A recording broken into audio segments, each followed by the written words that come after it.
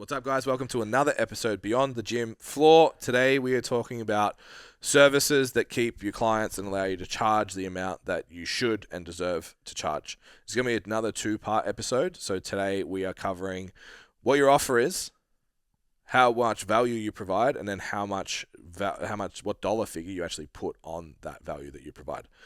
So really, really useful episode. One of the things that we find when we sit down with people is 90% of personal trainers aren't charging enough and still aren't keeping their clients long enough. So we cover both of those in this ep. And then next time, we're going to start talking about your own method and how to make sure that you get exceptional results and exceptional retention as well. Again, allowing you to charge a little bit more as also. So because it's a two-parter, make sure you hit follow now so you can get the second part of this episode. You'll get, it'll pop up in your algorithm, whether you're on Spotify or YouTube or wherever. And then throughout the episode, if anything pops up that you feel like just resonates with you, lands with you, drop a comment. It makes a really big difference to how well the episode does. So we'd love if you could get behind it. A lot of this content is coming from our updates that we're consistently putting through our Standout PT program or conversations we've had in Q&A. That's literally where I pull all this energy from for the podcast. So if you want to be part of a group of other personal trainers that are all working towards 10K months or more, working both face-to-face and or online only, combining the two, working 30 hours a week, not slaving away and killing themselves for nothing, head to stcfit.com and check out Standout PT. It's our premium service, a 6-month program. You get Jason and I for 120 minutes a week, plus the course itself. Getting exceptional results in the group at the moment. So go check it out. You get a call with me. I'll see if I can help you. If not, I'll send you on your way. For now, enjoy the episode, and I'll see you next week. You still in the 5 a.m. crew? Yeah, have you not seen my...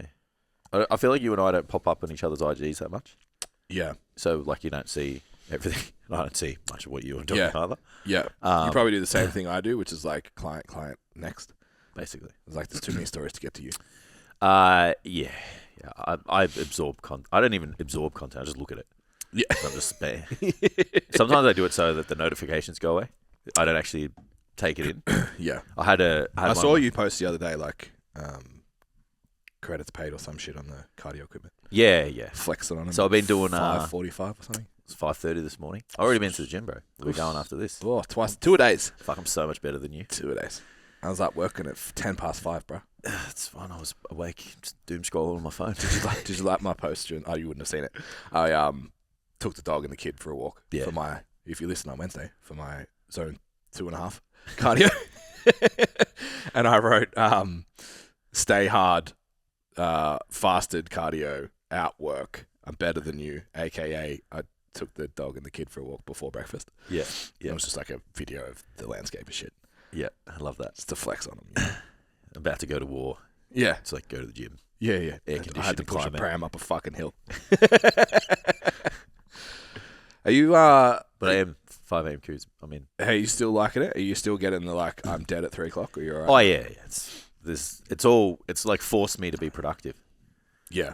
Yeah, I was doing a mentoring call with someone yesterday, and I'm like, rather than have you thought of instead of working 12 hours a day, have you thought about trying to be real productive in like 3 to 4? Yeah. And he was like, What? No. No. I'm like, Yeah. I definitely advocate it. Yeah. So Great. I was probably at the laptop 5:15 till 7:15 this morning, Yeah. and I legit did a day's worth of work. Yeah. There's just that many inputs that come through during the day. Oh, it's so distracting. I can see how people wake up in that morning block just to be productive more than like waking up because it's hard. Yeah. It's like if you just wake up when everyone else is asleep, no one's distracting you. And I think that's really valuable. Yeah. I'm wondering if I should train at 9. Yeah. So I usually start work at 9, work till 5:30. Yeah. So do I do 5 a.m.? Yeah, and then go 5 gym. a.m. till 8. Possibly. LJ. Well, just try it, see how it goes. Yeah. Either way, you're up. I miss my morning. I can't do that because I've kind of social contract with Steph. Like we go to the gym together. Yeah, of course. Yeah. Yeah. But But as long as I still have my hour with him. the 3 PMs, man. Like anything beyond that, if I'm working, it's done at like 40% capacity. Yeah, you wrecked me yesterday. I won't lie. I needed that coffee. Yeah. Well, I should have just told him I'll be back in 2 minutes. yeah, you should have. I could have taken. No, like Oh, yeah. When we started, I was like, we are starting in 2 minutes. Oh, I need yeah. a coffee. Yeah. Could have just made the coffee. I'm sure everyone would have let you get the brain zoomies. Yeah. But yeah, that's the only thing. Is, like, and I'm in bed by like 8 o'clock. Yeah, same. Yeah. My watch alarm goes off at 8:30. Yeah, I know there was a version of me maybe last year where I was like, oh, what do you go to bed so early? I get it. Yeah, and I'm like, daylight savings, fuck this. Like, I want it to be dark. Yeah, I'm not enjoying it's dark in the morning again. You would have noticed that. It sucks. Yeah, it's not it. Coming out It's to getting make cold coffee, too. it's dark. Yeah, it's shit. Yeah. Yeah. I actually had a conversation. I did my monthly therapy during the week. Yeah. Go see a therapist if you need one. Talk about your feelings. It's okay. Absolutely. You can still be a big dog. And yeah, they were like, I was just talking about like apprehension. Like I get tired before shit, not after shit. Yeah. So like Thursdays, no, not even, just like if I have a big couple of days or a big week, I'm like exhausted. And then after it, I'm energized. And it's just because the apprehension, I haven't ticked all the boxes. Yeah. So the main task that I do, I feel that. the main task that I do at that 5 a.m., it's up, coffee. Obviously, I do my normal journaling, but what's worked really well for me in the past, and I stopped doing it, and now I'm doing it again, and it's already made a difference, is just like looking at the day, writing a in-depth to-do list of all the shit that needs to get done. Because I went to this model of like just the 3 main things and the one thing that moves the needle, which was great, took heaps of anxiety out of the day, but then what had happened, I'd get an email, and I'd be like, fuck. Like that's not on my To-do list. radar today. Yeah. So I still have the 3. These are the overarching things that matter the most at the end of the day. The to-do list, if shit gets pushed to tomorrow, it's not the end of the world, but I need to know what's coming. If I don't know what's coming, then I'm stressed. Yeah. So getting rid of that apprehension by almost like, cool, I've got the meeting with Jason and we're going to talk about the course. Sweet. Then I've got this call, then I'm doing this and this and this. All right. Yep. I can handle all that tick. And then I go to the gym. Yeah. Yeah, it's made a big difference. That's a good way of doing it. But yeah, I wouldn't mind trying that like 90-minute work block. Yeah. It's great. Yeah. Leave the just try house and for a get as couple many. hours and come back. Even just like if people at home, just start with your check-ins. Yeah. Like I'm having a lot of conversations Well, I with people. moved them because I went to more training. I was doing that because I was training 4 days. I could fit it. Yeah. Yeah. I'm having a lot of conversations with people with their check-ins that are just taking way too long. And I don't know if it's like just what's being said, but also like how they're doing it and then how many they do in a row and then it just doesn't. I always set myself like targets. I'm like, I got to get this many done in, like granted, like you're not rushing them. Like I'm not trying to mow through them with the idea of like saving time, but you still want to make sure that like you're not wasting time. And I find most people like moving away from platforms is the thing that's... Yeah, you get distracted. Yeah, even just the way they run them. Like I think there's... do you have stuff to talk about? Like, or can we keep going with this? We'll keep going. I was saying there's 2 different ways that people deliver check-ins, which is still part of the service. So it's part of today. You got people who spread them across the week. And then you got people who do them, front-loaded for the week so everyone has everything. So if you do them across the week, you can look at someone's stuff, see what they need, adjust everything, and then give it to them. Yeah. If you do your front-loaded stuff across the week, don't feel like you can do that same style because you're getting pulled everywhere. Yeah. So you've got to make the judgment call of like, well, if this person needs a new meal plan, that goes on the new meal plan list. I do that with everyone else's meal plans later. Yeah. If this person needs a whole, like a new program block, then that gets done there. Like if anything's going to take you drastically away from the platform, like it has to be done at a separate time. Even like, form reviews, like if someone's sending through like 3 exercises, sick. Like if they send more than 3, I'll come back to this. It's like this gets done in a separate block, when you're doing it with everyone else's. Yeah. And I think that would shave a lot of time off the front-loaded model so that you just get to everyone and address everything. And then I do 2 blocks a week and I still do that. Yeah, I think a lot of people are afraid that... And I'll do it while I'm recording. I'm like, I open my Trello, like I'm putting that in my Yeah, I do the list same. now. Yeah, I think a lot of coaches are afraid to not... to move away from giving everything to them at that time. In that moment, yeah. When, like, if you just say this is how it's done, and you make it work in a manner that's the most efficient for you, time, effort, effectiveness, like, I've never had anyone push back. Yeah, agreed. I've had a couple of people be like, oh, I want my check-in done on this day, and I'm just like, well, I don't do it like that. Yeah. I've had maybe out of, 500 people I've coached online, I've had 1 or 2 people leave. Yeah. So it's like what 1%, Yeah. not even. So I'm not changing it for that. Yeah. No way. Like I just get. I have 40 other people that are happy with it. Yeah, it's not something that I need to concern myself with. Yeah. You know, but it's like you can get through a exponential amount of updates in a period of time, and then you're looking at someone else. Like I've had a lot of discussions about people being overwhelmed, and I'm like, well, let's do your time audit. Yeah. And I'm like, why does it take 12 hours to do 32 check-ins? Yeah. What are you doing in there? Yeah. You know, It's not the check-ins. but then they're doing the check-ins, but they're doing everything. It's just taking way too long. I'm like, could you do it like this and this, and that shaves time? You know? So it's just a little discussion. So here's what I'm going to do. I've just edited this. Yeah. To read episode 17 and 18 because we're going to two-part this. Yeah, absolutely. Because we're on today. The boys are on, so it gives 100%. us more freedom to talk a little bit longer about anything we want. Yeah. So we're talking about service today. We're talking about if you are sitting there and you're like, my clients don't stay long enough, or I don't feel like I get good enough results, or you're having, which is honestly probably the most common thing that comes through, people aren't charging enough and they're worried about charging more and what they need to give to charge more. Yeah. Which I usually assume is more time. Yeah. Which we obviously not necessarily what we want. No. So if your results are inconsistent, I think online or face-to-face at this point, like your retention should be at least 6 months. Yeah, I think you should double your minimum term. Minimum. That would be a pass mark. Yeah. Yeah. Yeah. Or if you're like, you're not willing to increase your price. Most people are like only looking at the front end. Yeah. So they're only looking at what leads am I getting, who's coming in, all that sort of like always like forward facing. Never what's happening in the back end. Yeah, how can I take care of the group I got? Yeah, like we've spent 3-4 hours in the last couple of weeks, like in lock-in by accident. Lock-in calls of retention, outcome delivery. Service. Yeah. Yeah, just to make sure it's client as experience. good as it can Yeah, absolutely. Yeah. And then obviously like results. Do you actually, we're talking heaps about like going online, you've got to have proof.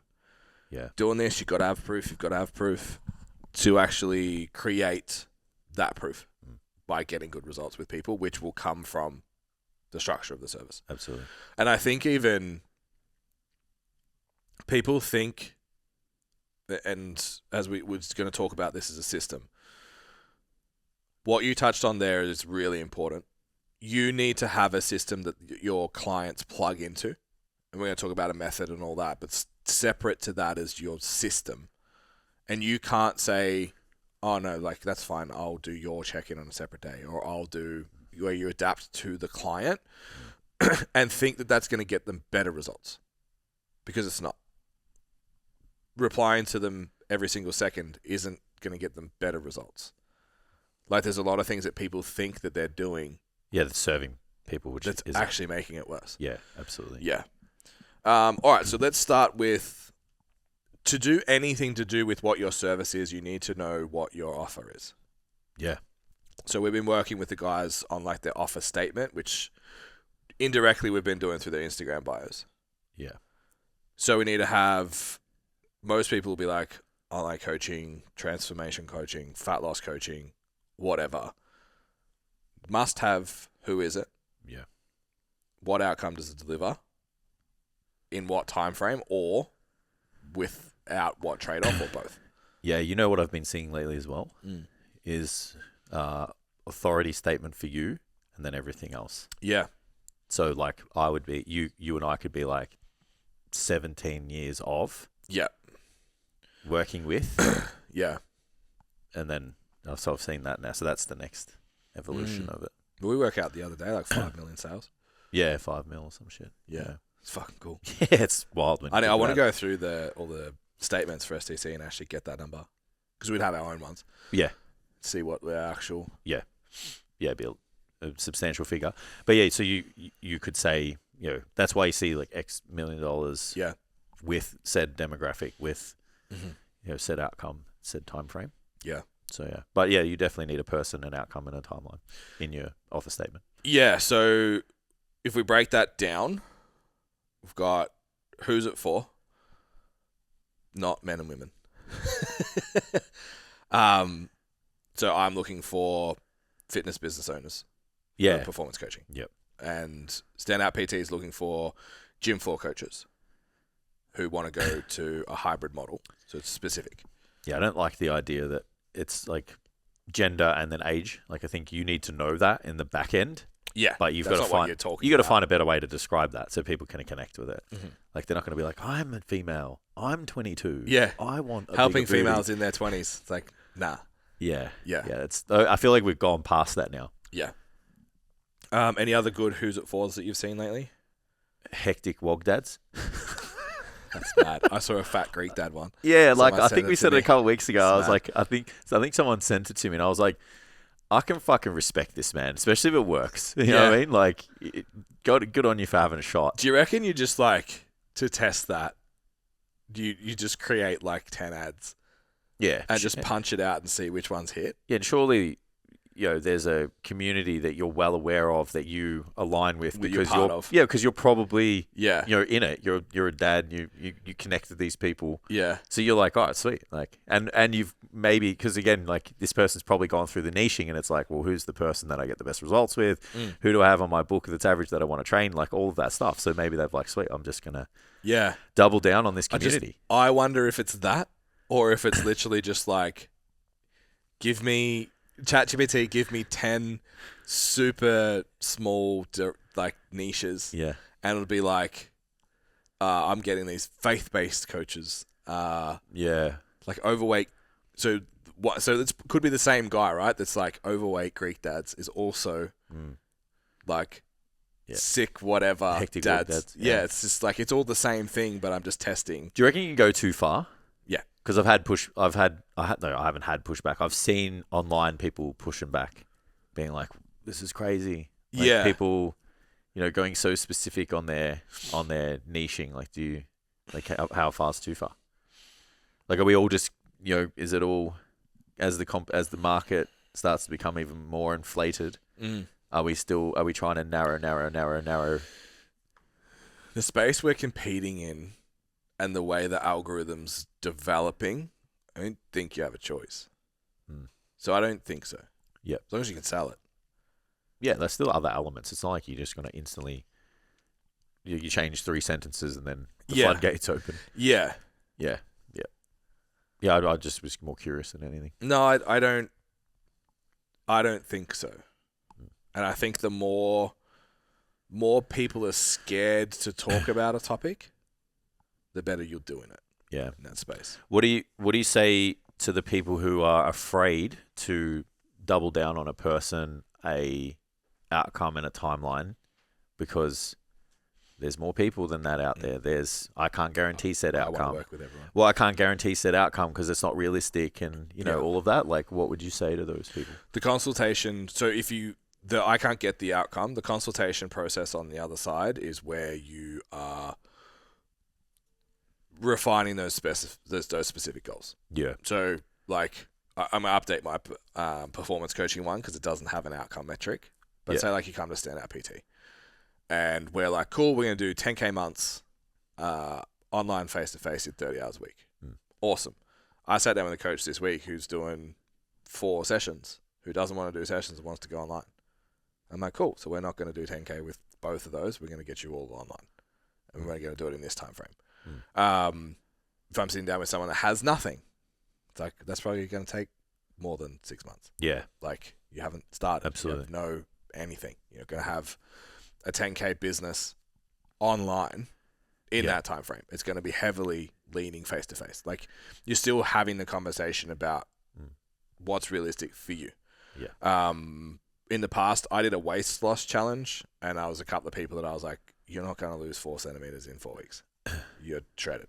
Like, but you still align with the messaging, which is I want to get in shape. Yeah, but I'm still going to get you fucking lean. Yeah, you want to lose around your waist, so we're here. Yeah, you cool with that? Yeah. Yes, let's go. Yeah, I think the take home there is the messaging is clear, so you'll still attract people that the exact outcome doesn't necessarily like align, but the overall objective is the same. Yeah.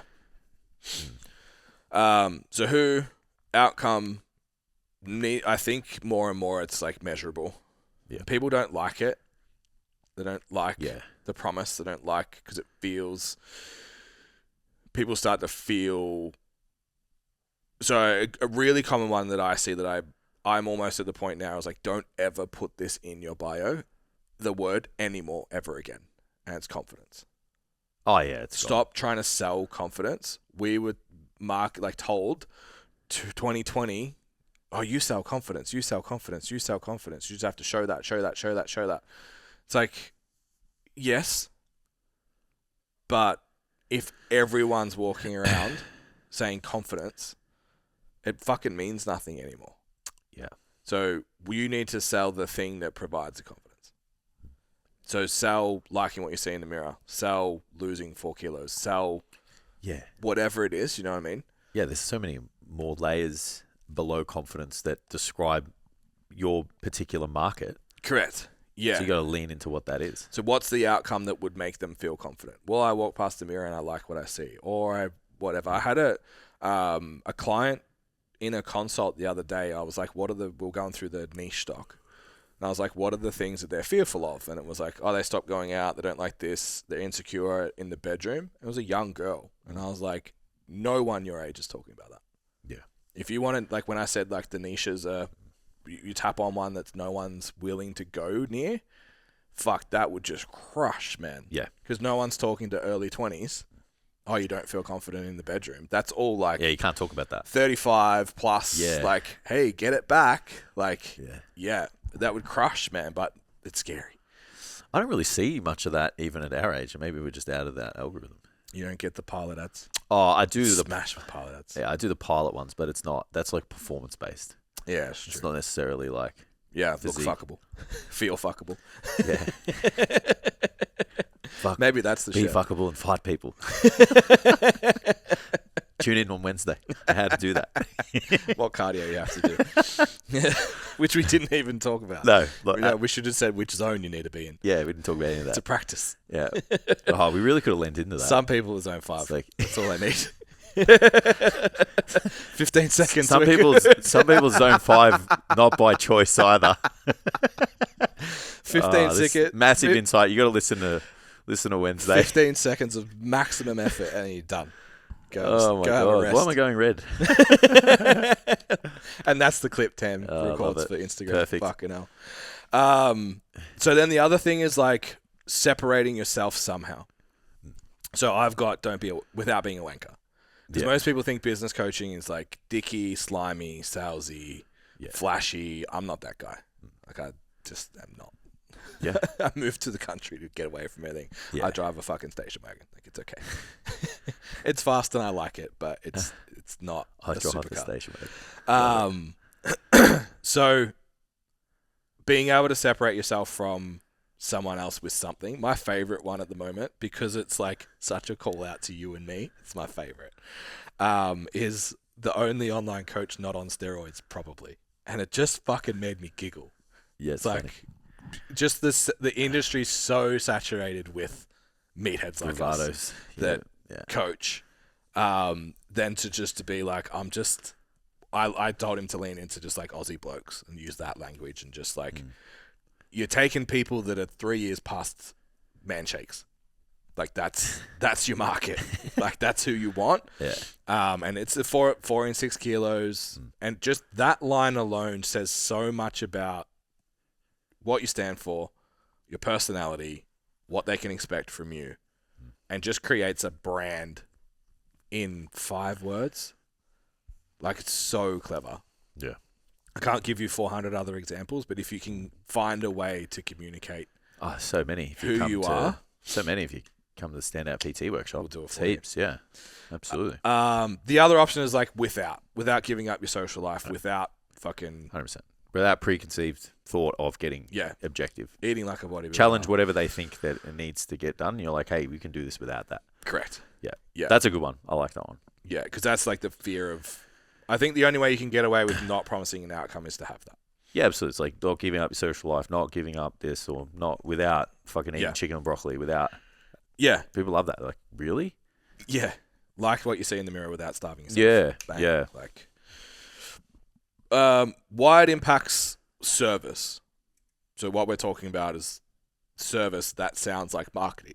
It is. Yes. But your service has to be based on the outcome that you're trying to deliver. 100%. You can't just set up a business and be like, this is how it runs, and it run terribly for the person you want to work with. Yeah.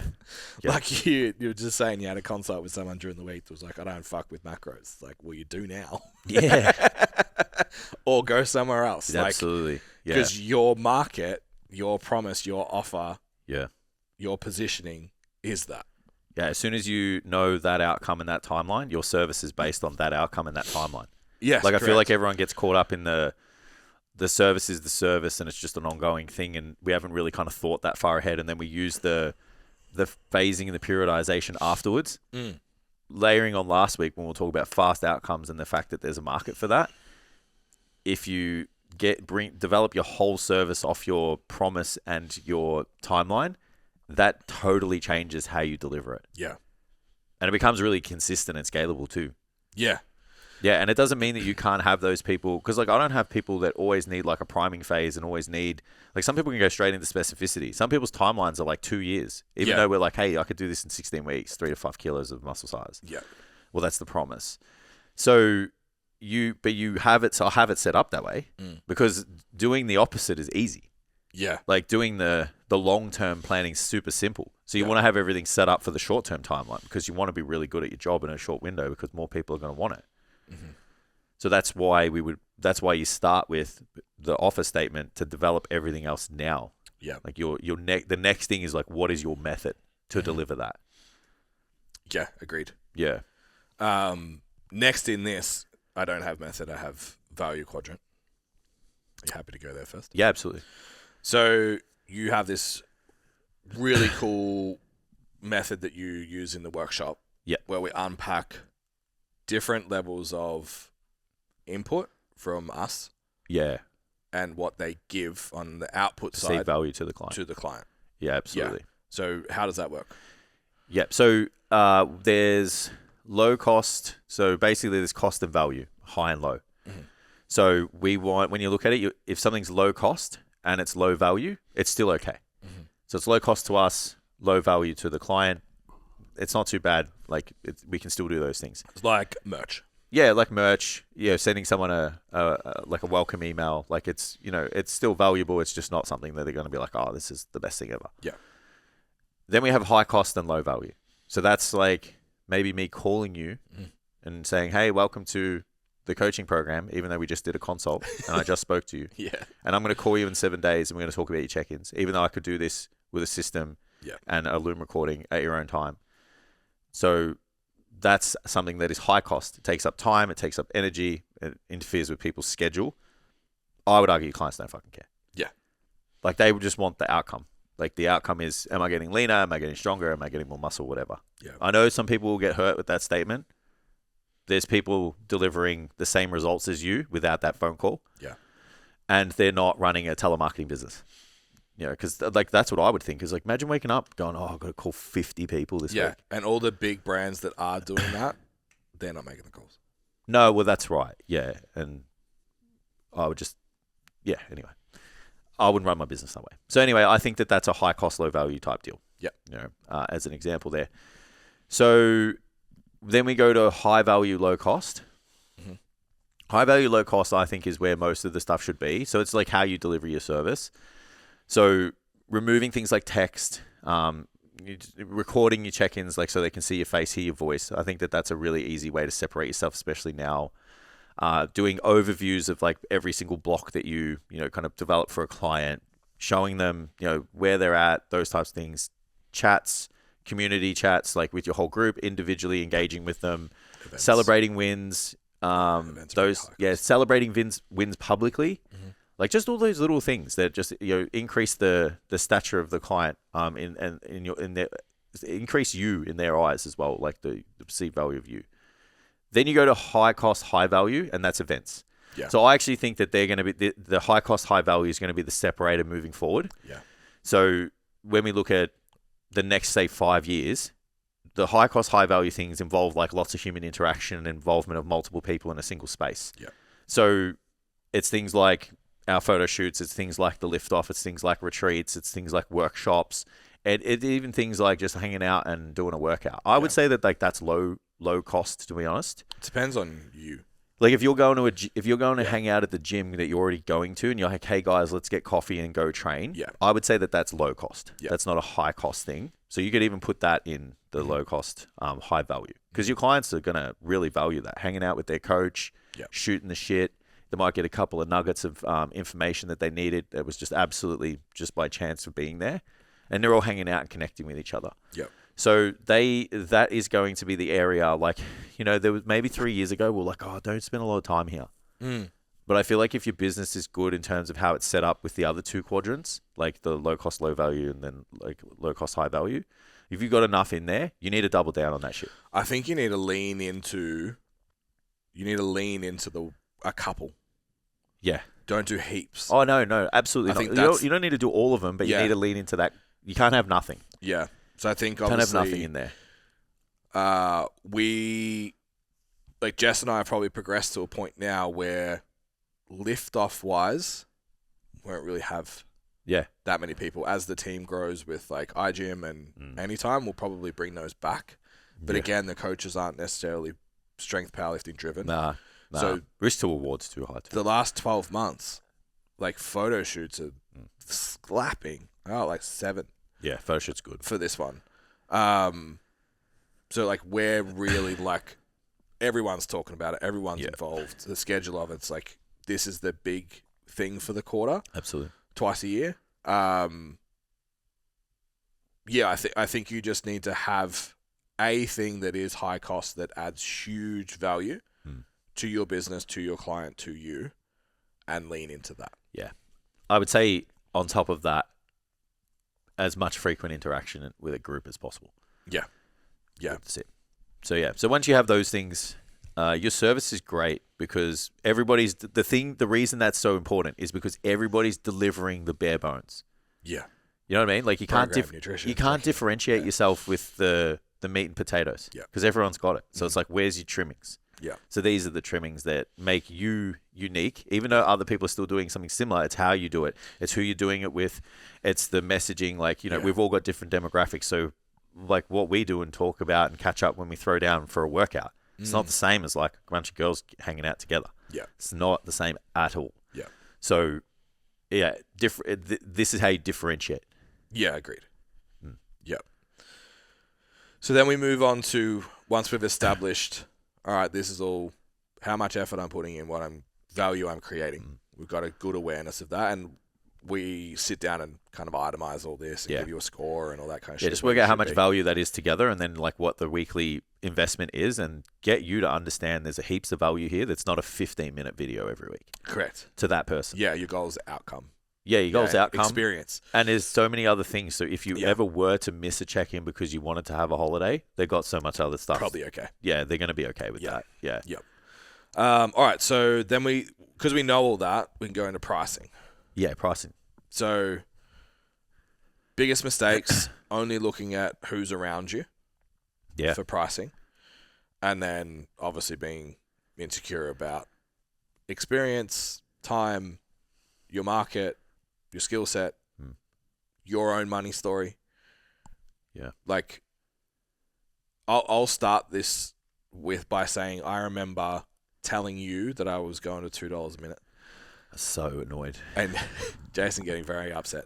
But also just shocked, like, how. Yeah. And I'd seen a coach. He told me to do it. I told you that I was doing it. And then I still remember sitting down with the first client knowing I didn't have, I think it worked out to $180 a week for 3 sessions. And I was like, I don't have that in my bank account right now. Yeah. And I'm going to ask this person for it. Tough thing to sell someone. And I was like, do you want to do 2 sessions? Like most people do 3, blah, blah, blah. She's like, no, I'd like to do 3. And then within a month, I think, her partner signed up with you for 3 for the same price. And I was like, oh. It's like, cheers, Ben, for the pay rise. Yeah. I was like, oh, okay. Like this isn't, my scarcity isn't everyone else's scarcity. No. So I need to get my head around that to then be able to sell what this is worth. Yeah. Because I guarantee that our service, even at that point, comparatively, like everyone was kind of $50 for 30 minutes in the gym. There's a couple of people trying to undercut to do more sessions. Yeah. But majority of the people were 50 for 30. And I was like, pretty comfortable to say what we were offering was better than them. Absolutely. So it's like, well, I have to charge more because it's better based on the value quadrant. But then you have that, oh, but I couldn't afford it. It's wild. Yeah, your own personal money story is huge. How that plays out. So how do you advise people to kind of work out what they're charging? The smartest way is to know the bottom end and the top in your demographic. Yep. And then pick what you're comfortable selling. Yep. And then assess your retention. Mm-hmm. And then if you are holding people for long periods of time, well beyond your minimum term, and you're adding things actively to your service and you're getting results along the way, you probably should put it work in phases. You know, it's like the next 10 get, at this price, next 10. And then once you get your book full and bring everybody else up to the same pay scale, or people move on and you bring new people on at the highest rate, then you're like, cool, well, then everybody goes up together after that. Are you increase old clients' price? Yeah, just smallly, marginally. Yeah. So, like, I've got people who've been with me for a really long time, but I've also kind of like just turned them over, like now, because I've been doing this for 5 years. Yeah. It's purely online. So I'll bring them up, but I'll let them know, like, hey, the Top the tier's price this now. Yeah, this is what I'm charging, but this is where you're at, and we're just creeping you up. Yeah. So yeah. I think that's fair. You were still figuring things out, and they were patient with you to do that. Yeah. So that's something I'm willing to be like sit with. Yeah. I know other people will just lift it up, and I have no qualms with that at all. I never have. Yeah, okay. I don't even do the percentage increase. Yeah. It's like, yeah, you were with me, you signed when it was this value. Yeah.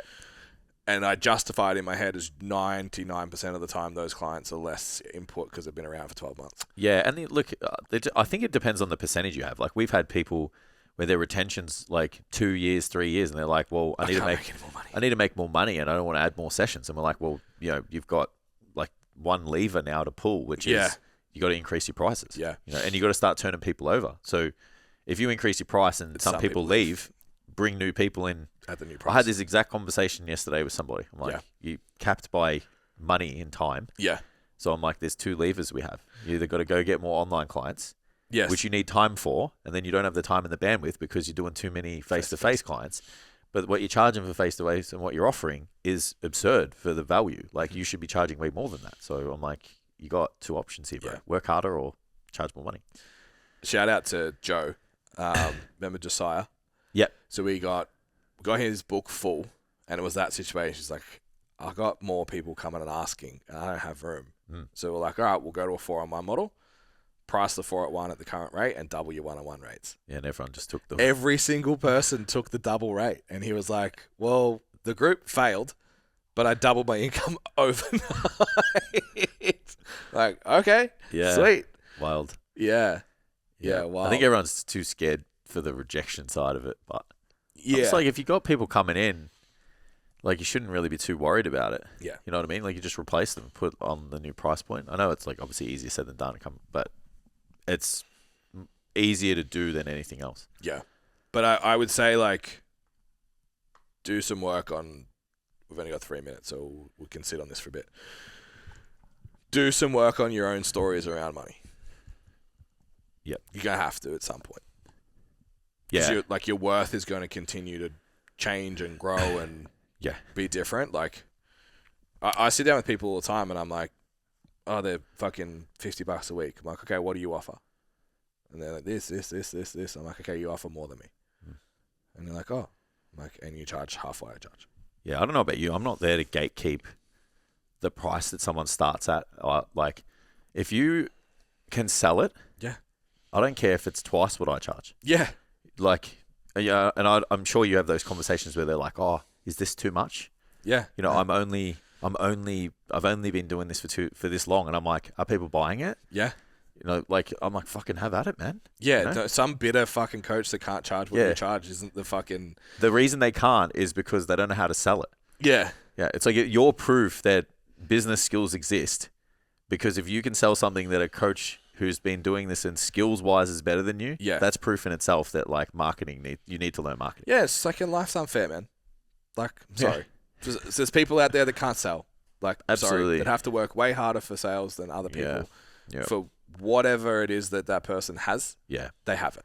Would you say most conversations you're having, you're trying to bring people's prices up then? Oh, yeah. Like, obviously, we're never trying to lower the price. Yeah.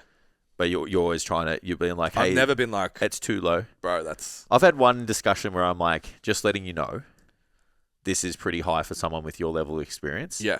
But I also said, fucking go for it.